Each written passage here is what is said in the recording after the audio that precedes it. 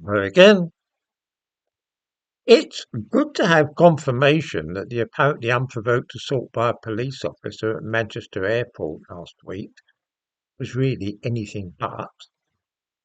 Like many people, I'd already guessed the backstory, which was that there had been a vicious fight, of which we were only showing the tail end.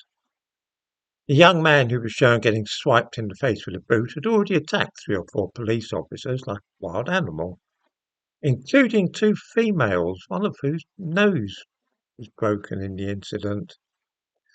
Little wonder then that it was thought necessary to make sure that he really was out of action.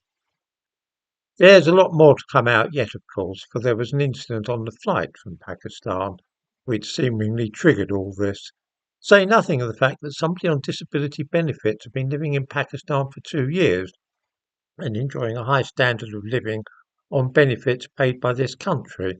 But I'm sure we'll be hearing more details about this soon as well. It's also intriguing to examine the religious angle here.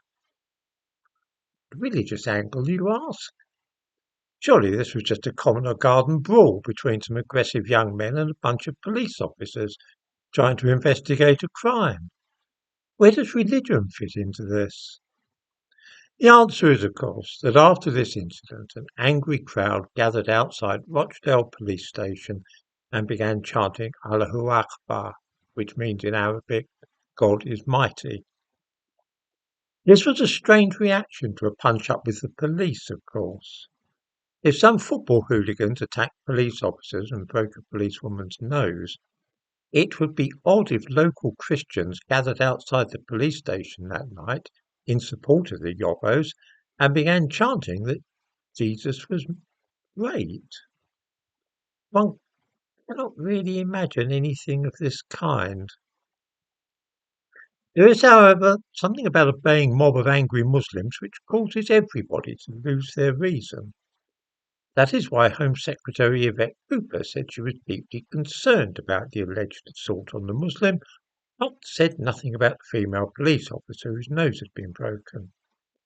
It is why the Deputy Chief Constable from Manchester, Wasim Chowdhury, who had presumably seen all the relevant footage, described the treatment of the Muslim guy as truly shocking. He was not apparently shocked by the fact that somebody had broken a policewoman's nose.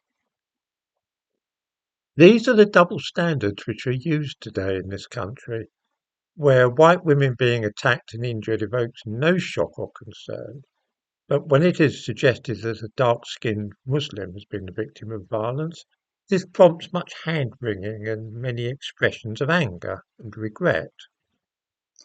The reason is simple, of course, and it's connected with the mob which besieged Rochdale Police Station.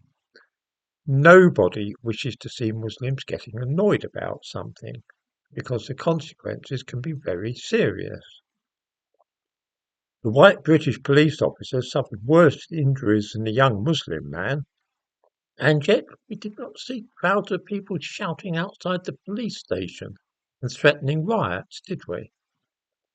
It is fear which causes this craven attitude towards any Muslims who begin shouting, no matter how feeble the cause for which they are advocating. At the back of everybody's mind is the fear that if such folk are not appeased, then serious violence or disorder will result, and so it's felt best to apologise and abase ourselves before them, lest things turn even more nasty than just the odd broken nose.